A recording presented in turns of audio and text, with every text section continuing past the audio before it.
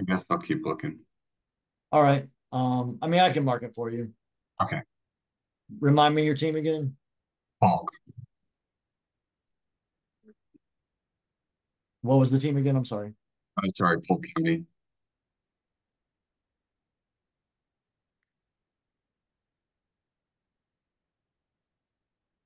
All right. Just type it out in the chat. I'm getting some breakup and I'm not able to make out what you're saying. All right. Let's get going. Thank you all for being here. Oh, great. Thank you, Greg. All right. Polk County. Get that done right quick.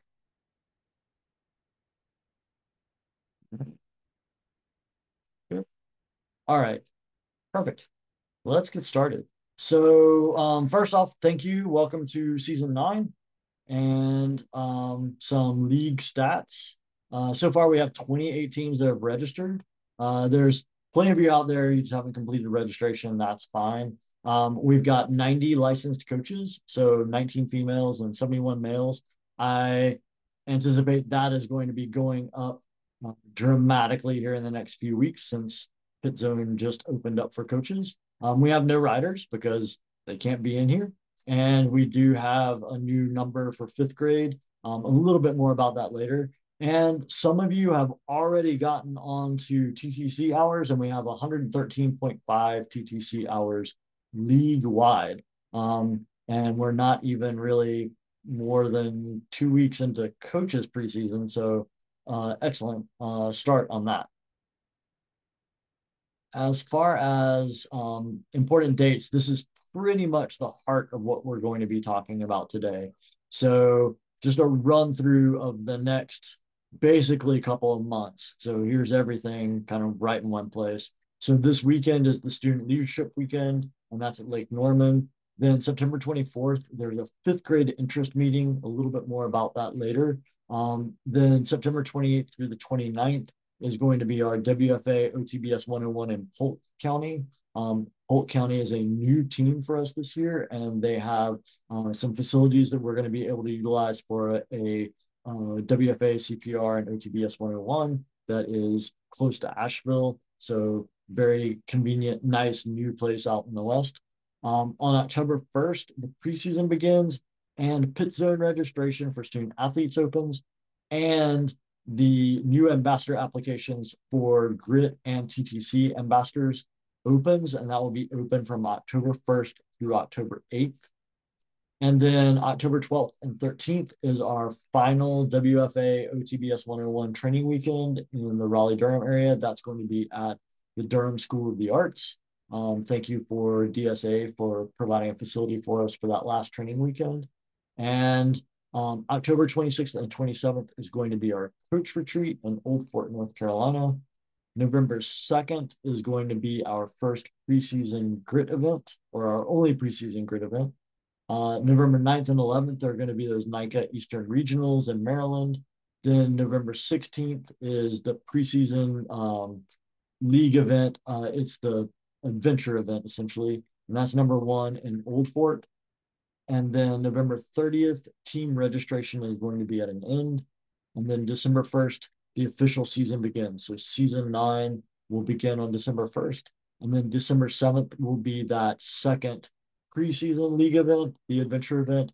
And the permit is pending on that. So we don't have a firm location on that yet, but we will here shortly. All right. Our news for tonight. We've got several things that want to talk to you about and want to like put right in your fingertips. So all of these links are active and ready for you. So the team registration, you do that in Pit Zone.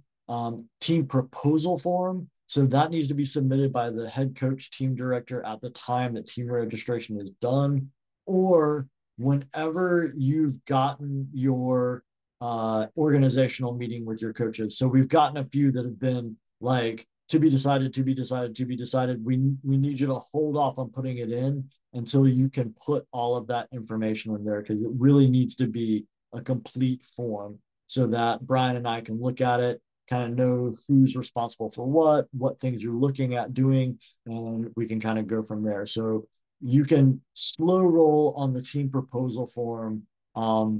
It doesn't hold up you registering your team, and it won't interfere with your student athletes being registered because they don't even register until October 1st. So you've got plenty of time to kind of work on your team proposal form. Any questions on team registration and team proposal? Let's pause there and just see if anyone has some questions or some feedback about that first bullet. I'm curious if anybody is having a hard time with the team registration. My payment was not going through, and I called the bank, and they said that it wasn't on our end; it was on the platform's end. They kept just reimbursing me. I was like, but the platform Pidzone, what it was just saying it wasn't going through. So I'm just wondering if I'm the only one having this issue. Was it card or ACH check payment? Card. Card. No, I haven't heard anything, but that doesn't mean that someone else hasn't encountered that problem. Has anyone else encountered that problem? Okay, I'll try again tomorrow. Okay. If not, let me know, and then we can kind of track that down for you. Or yes, this go is ahead. Dave McBride. I had a similar issue, Okay.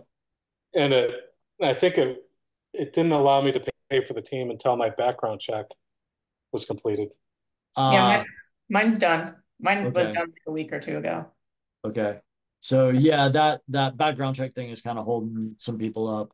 But yeah, Abby, you could even if you go to the website and the coach resources, you'll see where there's the ability for you to file a coach help desk ticket, and that Okay. goes directly to NICA, and they'll like the person who's responsible will be the one that serves that problem and kind of tracks it down for you. That would be Okay. your most immediate way of getting it dealt with, I think. Okay. Perfect. Yeah, I'm hoping that's not an ongoing issue. That would be a little bit of a bummer. All right. Anything else in the team registration, team proposal form land? All right. To go along with that is that preseason activity approval form. So once you've kind of met with your coaches, kind of look at the league schedule, and then decide what kind of preseason events you're going to do. Remember that your team participating in one of the league preseason events does not go against your 6 preseason activities. So you can do 6 team level preseason activities and then still participate in league level preseason activities, like the adventure ride at Old Fort, or the second one is going to be on December 7th.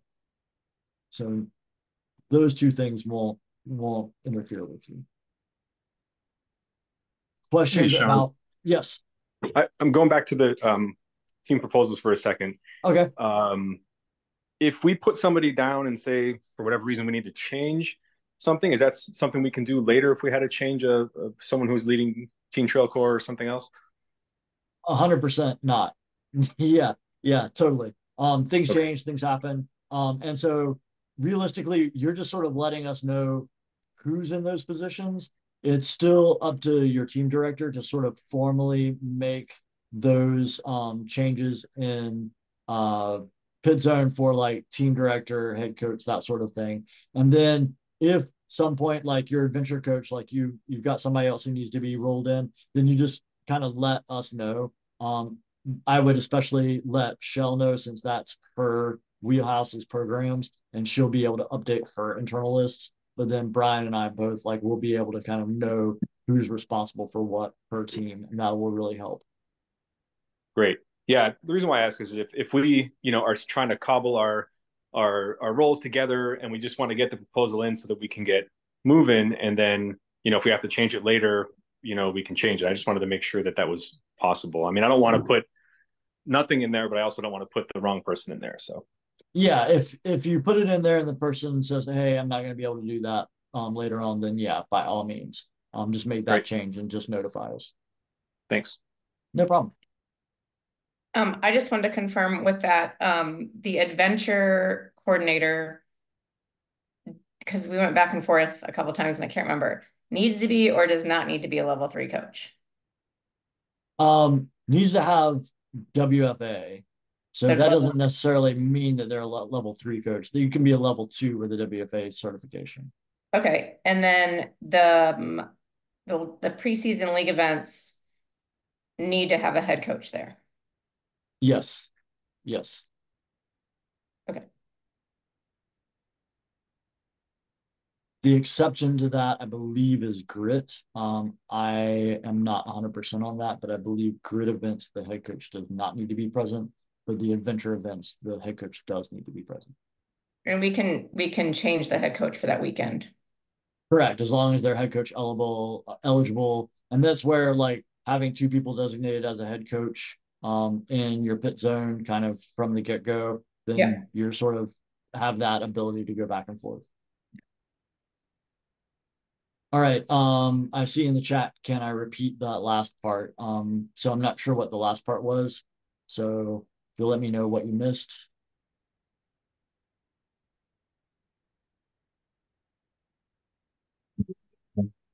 I just missed her question but the answer seemed like I needed to hear it. So Okay, her question was if an adventure coach has to be a level 3 and the adventure kind of lead coach needs to be WFA certified.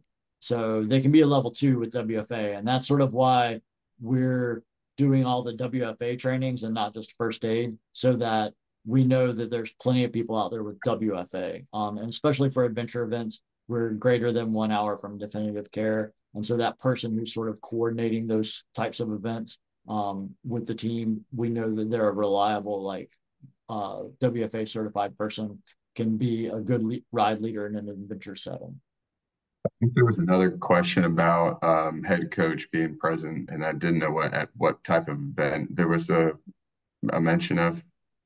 So the grit events, I believe that at grid events, a head coach does not need to be present. But for the other league events, like adventure events and then competition events, the head coach is required to be present for all of those.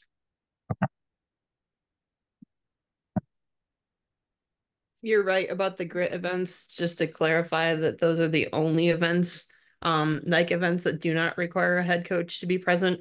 And that's because I have access to all of their emergency contact information, and it's limited to a certain number of student athletes so that we can realistically keep track of making sure the coaches leading their rides have their emergency access or emergency contact information. So. And then we have one other question, Shell, that I think you are the perfect person to answer, and that is the December 7th location that's permit pending. Do you have more information on where that location is, or is that still to be decided? So the venue that we are looking at is called NC Car. I don't have a lot of details on that. We're still working with the land managers and potentially a trail builder to come in and do some improvements. So as soon as I have additional information, I will give it to you, but that's all I've got for now. And Jeff LeBlanc, this is Brian Russell. The location is Garysburg, North Carolina. It is just north of Roanoke Rapids, but we don't have that locked in yet, so that's why pending is on the screen.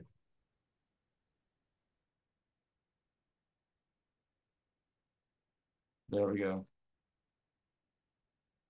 And so the link to this Google Doc is in the shared folder that is linked in the call reminder that all coaches received this morning. And it's also been shared. Yeah, it's anybody that has that link.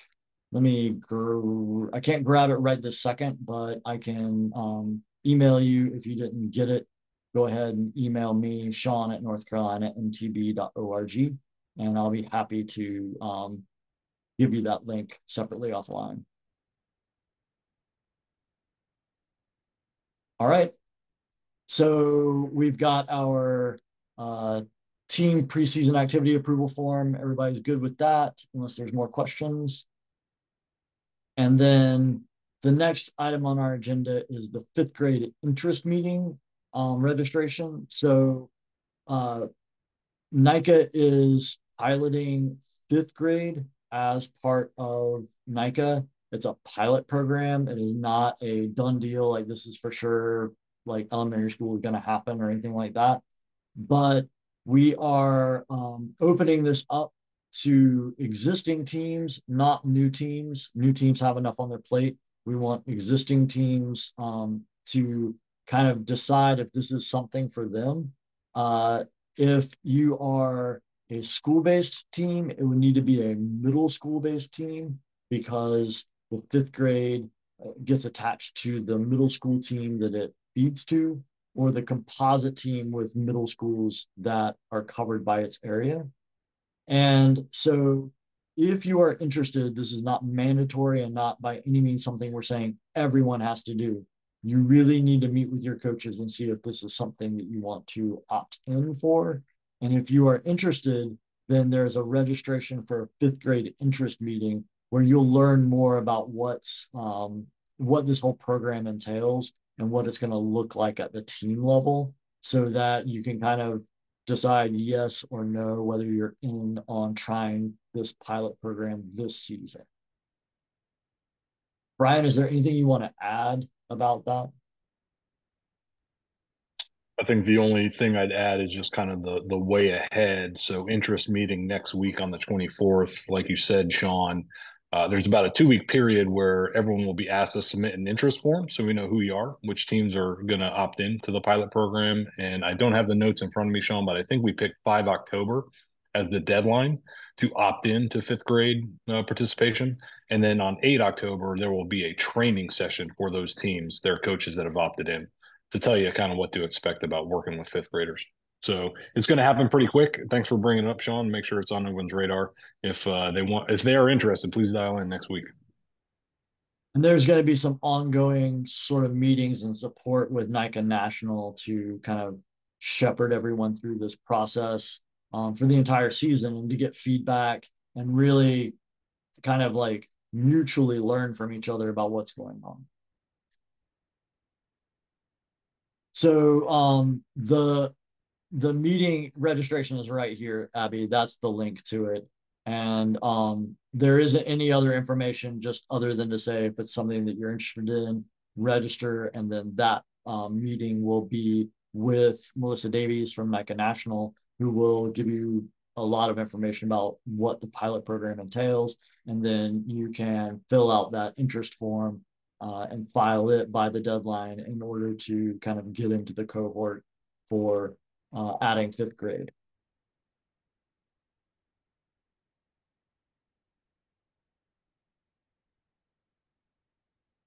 All right. Yeah, I was saying I yes. can't make the meeting. Can I still like sign up for it afterwards? Like I'm not date. There's got to be someone at the meeting. Because there's a lot more to it than just bringing 5th graders in. Like there's a lot more to the program than just adding student athletes. So if you can have maybe your head coach designee attend, that would be great.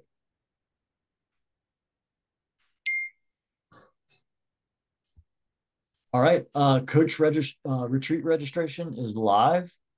And Coach Retreat is going to be in Old Fort, North Carolina, the last weekend of October.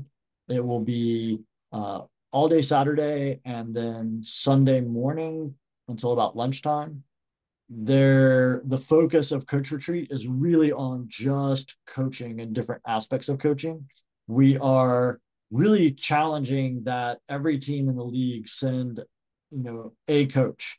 That's our stretch goal is 2 coaches from every team, but at least 1 coach from every team we would like to see in attendance, because there's a lot of learning from everyone at the coach retreat. It's just a great opportunity to get with other people from around the league, learn from them, learn from things that we're doing at the league level. And then this year, our focus is going to be on the programs. And we've got a big activity around adventure and what planning an adventure ride is like. Plus, we're in Old Fort, which, if you are familiar with Old Fort, uh, tons of fantastic riding, and there's going to be lots of opportunities for riding on this weekend.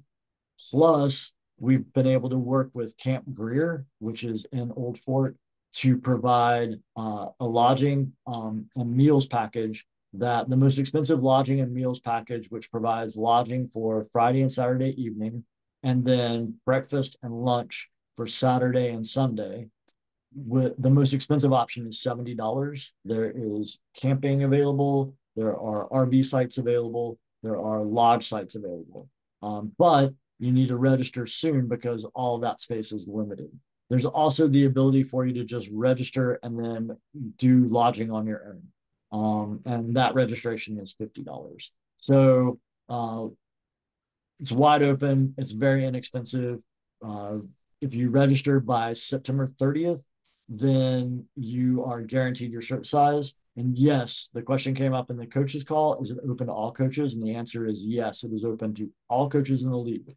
So you just need to be actively registered in Pit Zone, and you are more than welcome to join us at Coach Retreat. Other questions about Coach Retreat?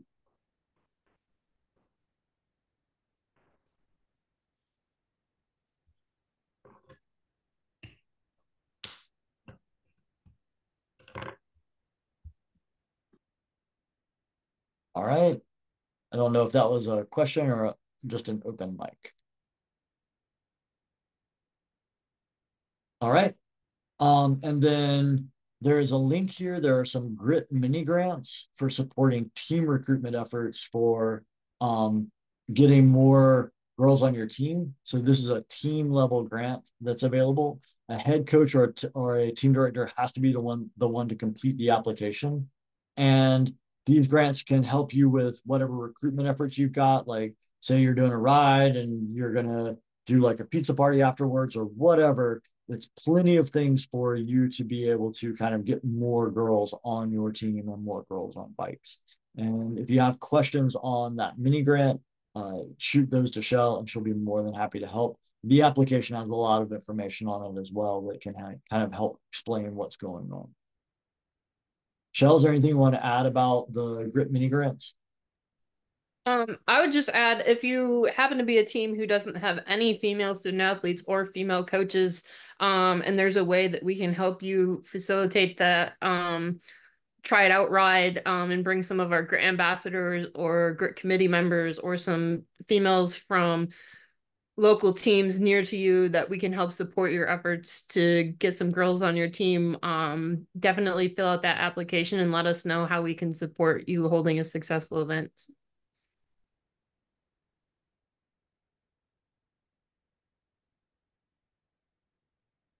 All right.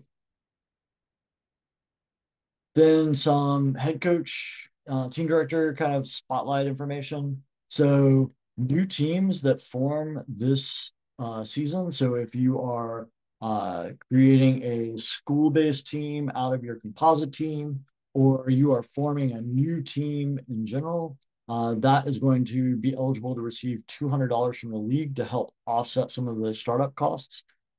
This is something that Brian went to the board for approval on, and it's part of our ongoing effort to increase participation in the league. And so anything we can do to help. If you have questions about this, you can contact Brian or myself. And especially if you're going to be starting a new team this season, hit us up so that we can send you some of the details. And then another aspect is composite teams that have more than 12 high school or 12 middle school student athletes based on their 2024 registration data are going to be paying a $120 team fee for the 2025 season. So if you are kind of looking to break out some sub teams to bring your composite team size down, and you want to take advantage of both that $200 for forming a new team and bringing your composite team down below that 12 rider threshold and pay just the $20 fee, then contact me and I can kind of help guide you through the next steps for you to do that. Any questions on any of that information for new teams and existing composite teams?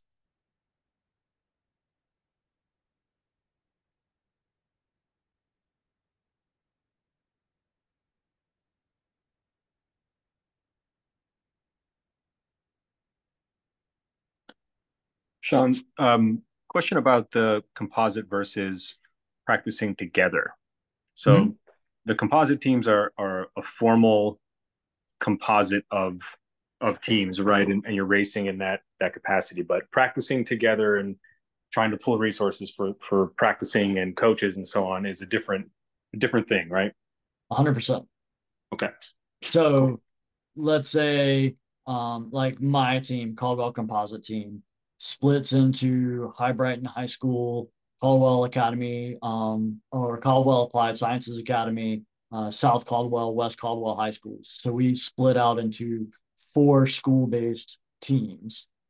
Then we continue to practice together because, you know, we've got enough coaches kind of pooled together that we're able to do that.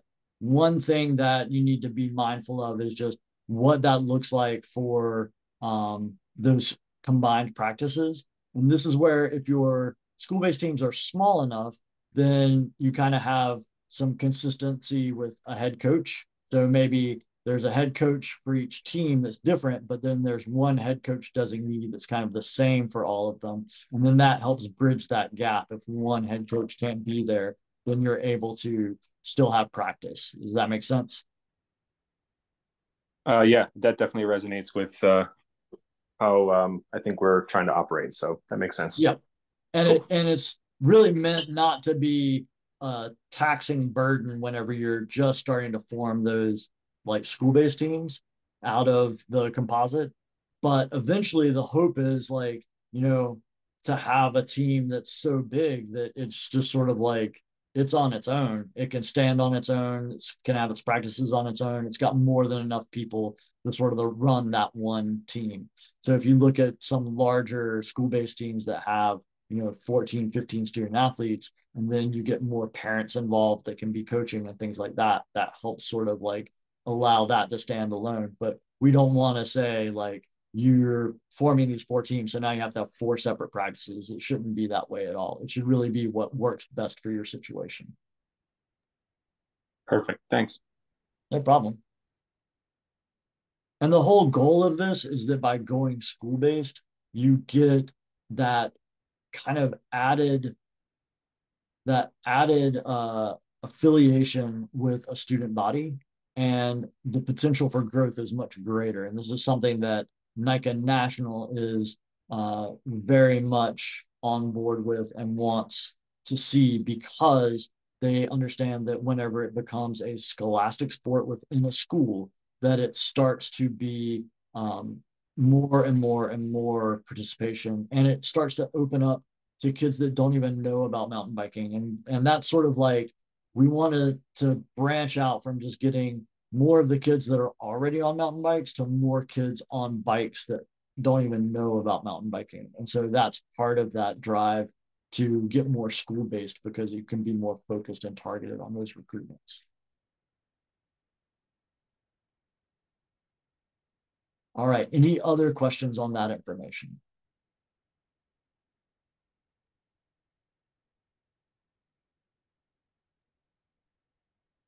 Does NICA National have data to back the scholastic approach up? Would be nice to see. I can certainly ask. But remember, interscholastic is in the name. And so, and in the handbook, it clearly states composite teams are a temporary organizational unit. And so this is something that has been very sticky for us in North Carolina. And we are working very hard to try and come up with a path forward for our composite teams to become more of that school-based team, like the other leagues in the country that are large. So smaller leagues than us, they still are existing in this composite, but a lot of the leagues that are much larger, very much school-based teams are the norm and not the exception. Where with us, for a long time, school-based teams were really the exception. And we're starting to see some parity from composite teams being the norm, but we really want to start seeing composite teams being the exception over the next few seasons and the school-based teams becoming the norm. And that's the growth and the evolution that we want to see.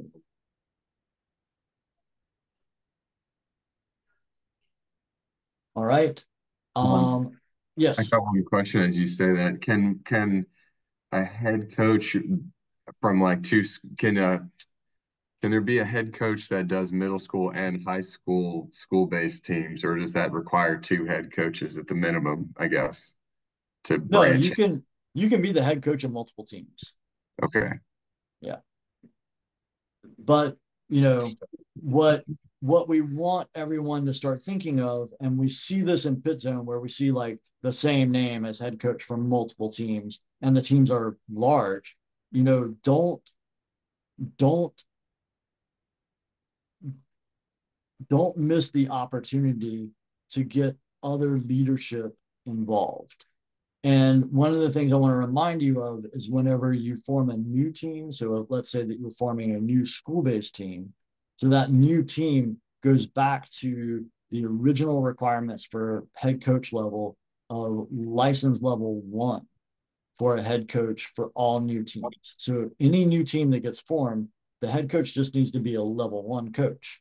And then that second season, they need to be a level 2. And the third season, they need to be a level 3. So a new team is a great opportunity for a less experienced coach to then kind of move into that leadership role along with their team. And if you are kind of mentoring that team along, then that's great as well, that you're able to provide your experience with this new coach and they're able to learn based on what you've already experienced. So there's a lot of stuff to kind of like discuss with this idea of forming these new teams, but let's really focus on, trying to get people at that leadership level and not just going, okay, well, I can be head coach of like 5 teams, because it's great, but at a certain point, it starts to be an overwhelming task for even the most organized and most enthusiastic of us all. No, it makes sense, and you can groom that other person at the same time. I like that approach. Yep, exactly. Jim, you have a question? Yeah, I'd like to push back on you guys I get the high school wanting to have school-based teams for middle school.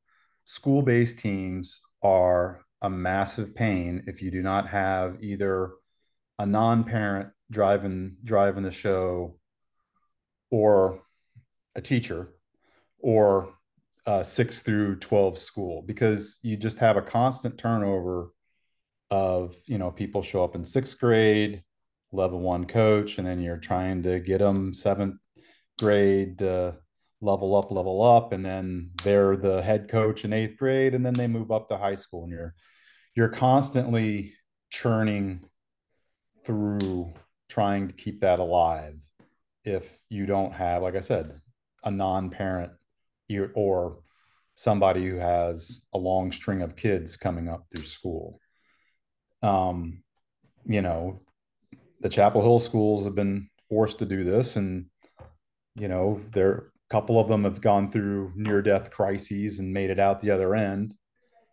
Central Park had its own team, and it's when the teacher left, it finally shriveled up and died.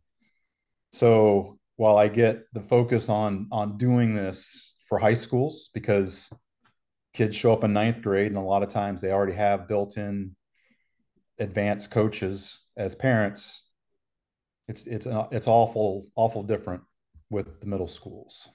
And composite teams work great for middle schools because you have a critical mass of coaches, and the 6th grade parents are always learning from the more experienced. So I think the drive, and technically the handbook doesn't say anything about middle school composites needing to split into school teams. It almost specifically says middle school schoolers don't count against the numbers for composite teams. So anyway, I just So like you all to think about how difficult it is driving these middle school teams that are associated with the school if you don't have, you know, school support. understandable. And I hear what you're saying. One thing that I think sort of changes this a little bit is the inclusion of fifth grade, because then fifth grade becomes that fourth year with the middle school. And so if you look at high school as being that 9th through 12th, then if we start adding fifth grade, and this is, you know, looking down the road, not this season in general, but looking down the road, then if we go look at 5th through 8th, then that becomes another 4-year span that we're able to sort of move that leadership up like you're talking about. And I think, you know, that's something to consider as well. But I mean, I hear what you're saying on the middle school kind of aspect of this for sure. And, you know, we are taking a look at that. We are trying to figure out what the pathway forward is this. So, And one other question I guess I have, since you brought up the fifth grade, can we require fifth graders to have a parent coach? You cannot. No. We don't do that for 6 through 8, but in Central No. Park, when we had fifth graders doing it, that's what we had done. No, So- there's no, you can't have any requirement on them other than they just want to be a part of the team. So if you're offering fifth grade, it has to be open to any fifth grader. All right, Bill, I was just going to say that the biggest concern with bringing in fifth grade is coaching resources. And Correct. if they have a parent coaching, then that eliminates that concern. Correct. That's why it's an opt-in that you've got to kind of look at and all that sort of thing. All right. And then David Larkins, you said, but fifth grade isn't school-based. It works as a middle school composite pipeline. Not exactly. So fifth graders are tagged to the middle school that they feed to, is kind of the way you got to think about it. So and that's what we've got to work through. It's nothing is set in stone. And there isn't clear guidance on this because it is just a pilot program. But to my understanding, so the middle school, like William Lenore Middle School here in Lenore, it has multiple elementary schools that feed into it. And so then those elementary schools, the fifth graders would be tagged to the William Lenore team. And how that looks in reality, I don't have anything better than that. Yeah, I mean, for a county that has a small number of schools and a small number of, you know, direct paths from a elementary school to a middle school probably makes a lot of sense. But for some of our larger counties that have extremely complicated magnet school programs, it's just an absolute nightmare to predict what elementary school is going to feed into what middle school, especially when you add in charter schools, which we have probably a dozen charter schools in Durham County. Yeah, I mean, it's just completely not feasible. So that's not really something that you would have to take into account, because the fifth grade would just tag to whatever the public school was that it feeds into, regardless of school choice beyond that, if that makes sense. So not trying to worry about permutations of, you know, where are you going to be going to middle school? It would just be this elementary school feeds into this middle school. And so fifth graders from here go here. But like I said, this isn't even anything that's written in stone. It's just a pilot program, and how this all looks in reality is still being worked on. But to my understanding at this point, that's sort of the idea of what they're going with, but not anything set in stone.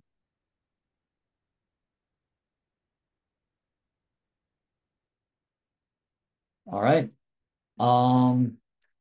Here is a link to the TTC and Grit Ambassador applications that are going to be open from October 1st and close on October 10th.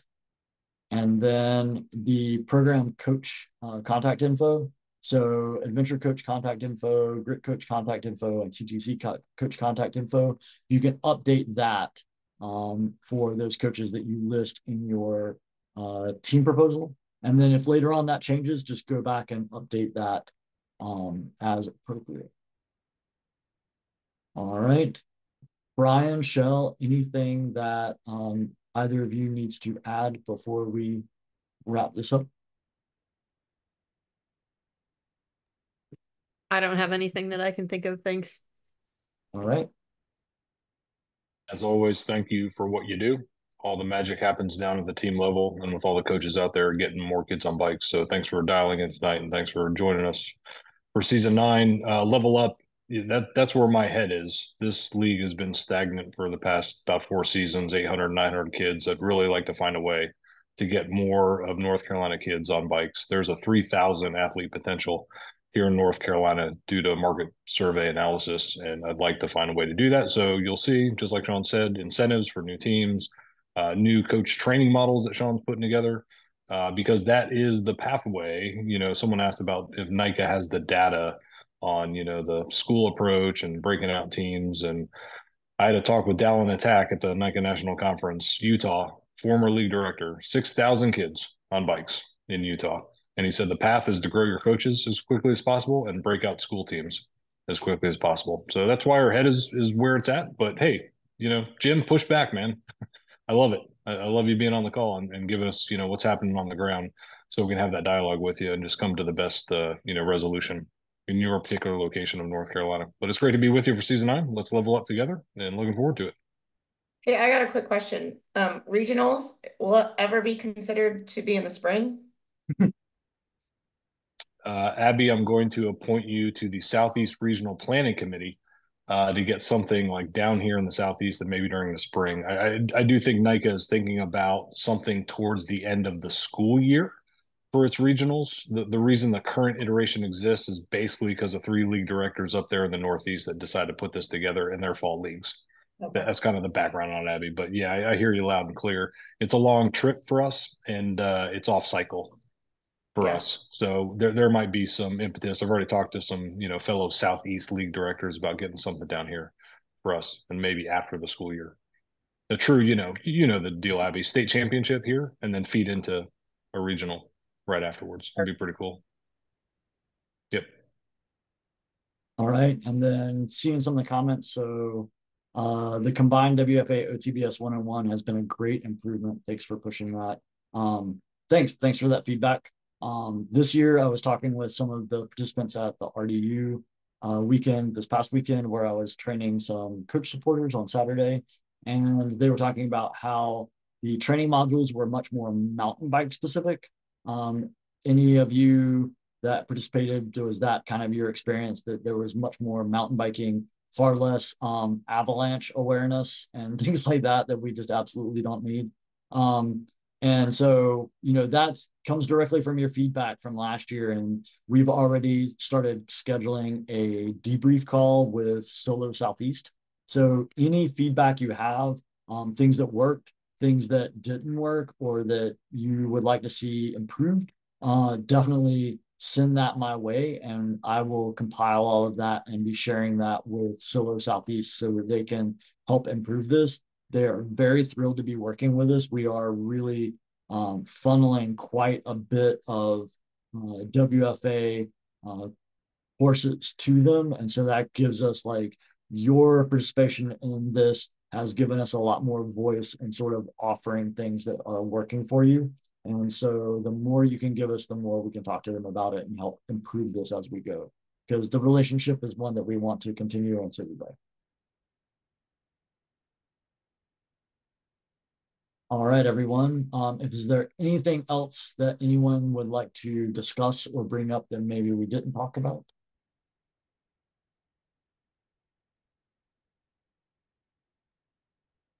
All right. I will see all of you on the next coaches call, and I hope to see as many of you as possible at the coach retreat at the end of August in Old Fort.